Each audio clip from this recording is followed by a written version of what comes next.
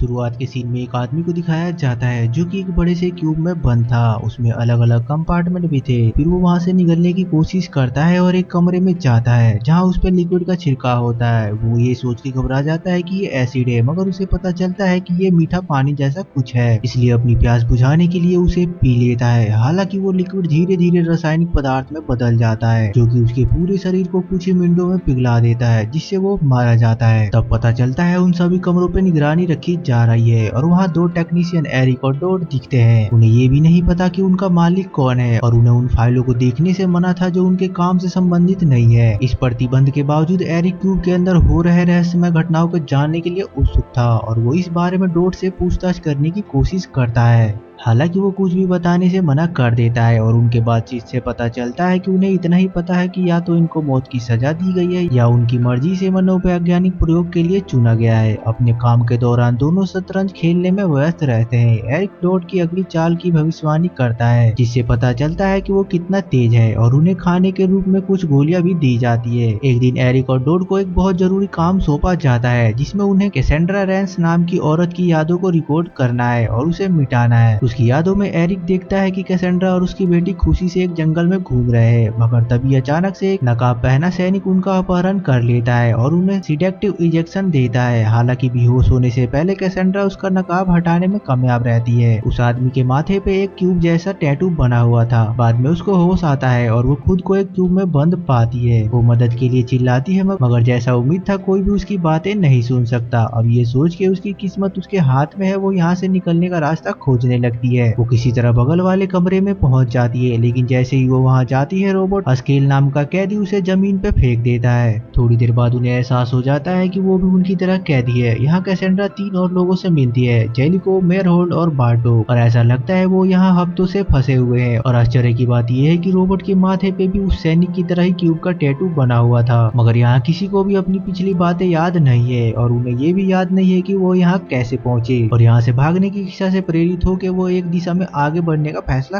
करते हैं और क्यूब के ट्रैप से बचते हुए अगले क्यूब में जाने से पहले बार्टो को अपना जूता फेंकता है। और जब उसे कुछ गलत महसूस नहीं होता तो वो मान लेता है कि ये कमरा सुरक्षित है, तो वो अंदर चला जाता है। दुर्भाग्य से उसकी धारणा गलत साबित होती है क्योंकि वो जल्दी ही धागों के जाल में फंस जाता है जो कि धीरे धीरे टाइट होता जाता है और उसके शरीर को टुकड़ों में काट देता है। अब बाकी बचे लोग इस घटना के बाद भी भागने का रास्ते को खोजना जारी रखते हैं। थोड़ी देर चर्चा करने के बाद उन्हें पता चलता है क्यूब के अंदर प्रत्येक दरवाजे पे इंग्लिश का वर्ड है, जिससे कैसेंड्रा का अनुमान था कि ये वर्ड हर रूम के पोजीशन को बताता है और उनका अनुमान था कि यहाँ टोटल 26 रूम होंगे जो इंग्लिश वर्ड के संख्या के बराबर है। अब दूसरे लोग दूसरे रूम के वर्ड का पता लगाते हैं और उन्हें एहसास होता है कि जेड वर्ड वाला कमरा ही सुरक्षित होगा। इस बीच एरिक जिज्ञासु हो जाता है और ये पता लगाने की कोशिश करता है कि इन लोगों को यहाँ क्यों बंद किया गया है। फिर वो डोड को अच्छे से चेस खेलना सिखाने की पेशकश करता है और कहता है कि डोड यहाँ की उसे सच्चाई बताए। डोड इस प्रस्ताव को मान जाता है और उसे क्यूब के तीसरे एग्जिट के बारे में बताता है, मगर और कुछ भी बताने से मना कर देता है। अगले सीन में एरिक की जिज्ञासा और बढ़ जाती है जब वो देखता है कि कैसेंड्रा की सहमति पत्र गुम है। वो तुरंत डोड को सूचित करते हुए कहता है कि वो जो कुछ कर रहे हैं इलीगल है, लेकिन डोड फिर से ये मानने से मना कर देता है। फिर उसका ध्यान अखबार में कैसेंड्रा की फोटो पे जाता है जिससे पता चलता है कि वो एक पॉलिटिशियन है। इससे एरिक को एहसास हो जाता है कि क्यूब में अपराधी नहीं बल्कि मासूम लोगों को भी बिना उनकी मर्जी के यहाँ रखा जा रहा है। कुछ समय बाद एरिक और डोड को एक कॉल आता है जो कि उनके किसी सुपीरियर का था और पता चलता है उस प्रक्रिया में उनका पुराना साथी भी शामिल है जिसका नाम ओवन है। अब उस पे क्यूब में टेस्ट किया जाएगा। इस काम के लिए डोड एक मशीन तैयार करता है जहाँ एक कैमरा और एक यस और नो का बटन था। जैसे ही ओवन एक कमरे के पास पहुंचता है वो एक मोटी जंजीर में फंस जाता है। इस प्रक्रिया में ओड ओवन से सवाल करता है जैसे कि उसका नाम और क्या वो भगवान में मानता है। ओड की आवाज सुनने के बाद भी ओवन उसे पहचान नहीं पाता, जिसे पता चलता है उसकी याददाश्त भी मिटा दी गई है। वो पहले का सही उत्तर देता है जिसपे डोड यस बटन दबाता है। हालांकि दूसरे क्वेश्चन में ओवन भगवान पे अपने विश्वास को नकार देता है जिससे ओड नो बटन दबा देता है। जैसे ही वो ऐसा करता है ओवन को आग अपनी चपेट में ले लेता है और वो मारा जाता है। ये सब जान के एरिक घबरा जाता है कि किसी भी वक्त उसका भी यही हाल हो सकता है। अब वो परेशान होकर सोचता है कि क्यूब में लोगों को जबरदस्ती यहाँ उनकी मर्जी के बगैर यहाँ भेजा जा रहा है। कुछ घंटे बाद एरिक सोच सोच के इतना पागल हो जाता है कि वो भी क्यूब क्यूब में जाने का निर्णय ले लेता है ताकि वो सभी लोगों को बचा सके। फिर वो एक लिफ्ट में जाता है जहाँ उसे जाना मना था। वो लिफ्ट उसे क्यूब तक ले जाती है। फिर अपना ज्ञान का उपयोग करते हुए एरिक उस जगह का नक्शा बनाता है और याद कर लेता है। इस बीच कंट्रोल रूम में जैक्स नाम का एक वरिष्ठ अधिकारी पहुंचता है। वो एरिक के कंट्रोल रूम में जाने की बात को जान चुके थे, इसलिए वो उसके ठिकाने को ट्रैक करने के लिए नियंत्रण मशीन का उपयोग करते हैं। इन सब के बीच जैक्स डॉड को ऑर्डर देता है कि कैसेंड्रा और बाकी लोगों पर नीडल टेस्ट को शुरू कर दे। अब क्यूब के अंदर जेलिको एक कमरे की जांच करने के लिए जाती है। वो ऐसा नहीं करना चाहती थी मगर उसके पास और कोई रास्ता नहीं है। दुर्भाग्य से उसका निर्णय खराब निकलता है। जैसे ही वो अंदर जाती है दरवाजा बंद हो जाता है। कैसेंड्रा जल्दी से दरवाजा खोलती है मगर बहुत देर हो चुकी थी। जेलिको पहले ही वहाँ से गायब हो चुकी थी। इस घटना से पता चलता है कि यहाँ हर क्यूब मूव कर रहा है। इस बीच जैसे ही जेलिको कमरे की जांच कर रही होती है, डॉड उसे ढूंढ लेता है और सिडेटिव इंजेक्शन उसके पैरों में दे देता है जिससे वो बेहोश हो जाती है। कुछ घंटों बाद कैसेंड्रा और उसका ग्रुप जेलिको को बेहोश पड़ा हुआ पाते हैं। मेयरहोल्ड सावधानी से उसके पास जाता है और उसके शरीर को घुमाता है और उसे पता चलता है कि उसका शरीर किसी चीज से इन्फेक्टेड हो गया है। ठीक तभी जेलिको जाग जाती है और मेयरहोल्ड को पकड़ लेती है और मदद की गुहार लगाती है। हालांकि मेयरहोल्ड अपने को बचाने के लिए उसे पीछे धक्का दे देता है जिससे उसका सर दीवार पर टकराता है और उसकी मृत्यु हो जाती है। बाद में पता चलता है कि उसके हाथ पे एक स्क्रैच लग गया था और वो कुछ कर पाता उससे पहले उसके शरीर में इन्फेक्शन फैलना शुरू हो जाता है। अब खतरे को पहचानते हुए रोबोट कहता है कि उन्हें मेयरहोल्ड को पीछे छोड़ देना चाहिए। उसका कहना था कि वो आदमी उन्हें धीमा कर देगा या उन्हें भी इन्फेक्टेड कर देगा। हालांकि इस सब के बावजूद भी कैसेंड्रा उसे पीछे नहीं छोड़ना चाहती थी। जब मेयरहोल्ड भी विनती करता है तो रोबोट मान जाता है, लेकिन इस शर्त पे कि सभी क्यूब का निरीक्षण वही पहले करेगा और मेयरहोल्ड इस बात के लिए मान जाता है और वो अपनी यात्रा जारी करते हैं। अगले सीन में मेयरहोल्ड उनके नीचे स्थित एक कमरे की जांच करने के लिए आगे बढ़ता है, लेकिन अचानक रोबोट उसे नीचे की ओर धकेल देता है और कमरे में एक जाल था जो कि बहुत कंपन वाली आवाज पैदा करता है जिसे मेयरहोल्ड सेकंडों में मारा जाता है। कैसेंड्रा अपनी निराशा व्यक्त करती है और इससे उनके बीच बहस शुरू हो जाती है। वो उसे विश्वासघाती कहती है जो सिर्फ अपने बारे में सोचता है। तभी एरिक कमरे में प्रवेश करता है और दावा करता है कि रोबोट ने जो किया सही किया क्योंकि वायरस बहुत ज्यादा खतरनाक था। इसके बाद एरिक अपना परिचय एक कर्मचारी के रूप में देता है और क्यूब के बारे में सीक्रेट इंफॉर्मेशन बताता है।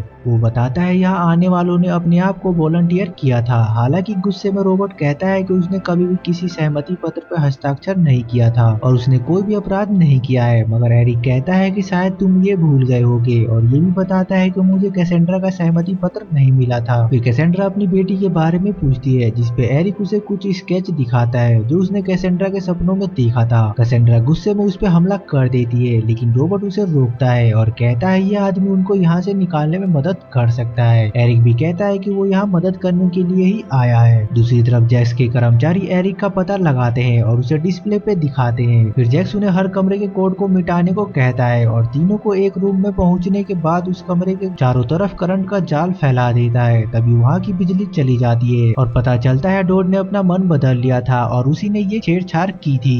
ये क्यूब के सभी जाल को बंद कर देता है और सिस्टम रीसेट मोड पे चला जाता है। अब एरिक समझ जाता है कि ये जरूर डॉड ने ही किया होगा, इसलिए घड़ी में 10 मिनट सेट करता है और सबको बाहर लेके एग्जिट की तरफ जाता है। अब कंट्रोल रूम में जैक्स को डॉड के इस विश्वासघात के बारे में पता चल जाता है और वो उसे मार देता है। इसके बाद वो रोबोट के दिमाग में लगाए गए चिप को एक्सेस करता है जिससे वो रोबोट के शरीर पे नियंत्रण पा लेता है। फिर वो प्रोग्रामिंग में हेरफेर करके रोबोट को दूसरों को मारने के लिए कहता है। इससे पहले कि वो क्यूब से बाहर निकल पाते रोबोट आज्ञा का पालन करता है और कैसेंड्रा पे अटैक कर देता है। हालांकि दोनों टीम बना के किसी तरह उसे वश में करने में कामयाब रहते हैं। फिर दोनों आगे बढ़ते हैं और एग्जिट रूम तक पहुंच जाते हैं, लेकिन पाते हैं कि रोबोट उनका वहां इंतजार कर रहा है और वो उन पे फिर से हमला कर देता है और एरिक का गला दबा के मारने की कोशिश करता है। लेकिन कैसेंड्रा बचाव के लिए आती है और एक नुकीली धातु का वस्तु उसमें घुसा देती है जिससे उसकी मृत्यु हो जाती है। फिर दोनों जल्दी से एग्जिट बंद होने से पहले वहां से निकल जाते हैं। इसके बाद कैसेंड्रा और एरिक तैर के झील में निकलते हैं। वो जंगल से होके भागते हैं जो कैसेंड्रा के सपनों में दिखा था। दुर्भाग्य से जैक्स के सैनिक भी जंगल में पहुंच जाते हैं और उनका पीछा करते हैं। भागने के दौरान एरिक को सुई लग जाती है जिससे वो बेहोश होने लगता है, मगर बेहोश होने से पहले वो सैनिक को रोकने में कामयाब रहता है, जिससे कैसेंड्रा को वहाँ से भागने का मौका मिल जाता है। बाद में एरिक को होश आता है और वो पाता है कि वो एक सर्जिकल रूम में है, जहाँ जैक्स बताता है कि एरिक को राजद्रोह का दोषी ठहराया गया है और वो परीक्षण में भाग लेने के लिए भी सहमत है। जैक्स एरिक को सहमत पत्र दिखाता है जिसपे पहले से ही हस्ताक्षर किया हुआ था। हालांकि एरिक को इसके बारे में कुछ भी याद नहीं है। इसके बाद एक सर्जन एरिक के दिमाग को बदलने के लिए आगे बढ़ता है। इसके दौरान वो सपना देखता है कि कैसेंड्रा अपनी बेटी के साथ मिल गई है। लास्ट सीन में एरिक जो मानसिक रूप से बीमार है उसे क्यूब में रखा जाता है। वहाँ वो नए कैदियों के साथ है, जहाँ वो बार बार कमरे के रंग का जिक्र करता है और वापिस अगले कलर वाले कमरे में जाने की इच्छा व्यक्त करता है और मूवी यहाँ खत्म हो जाती है। तो लाइक और सब्सक्राइब करना ना भूले।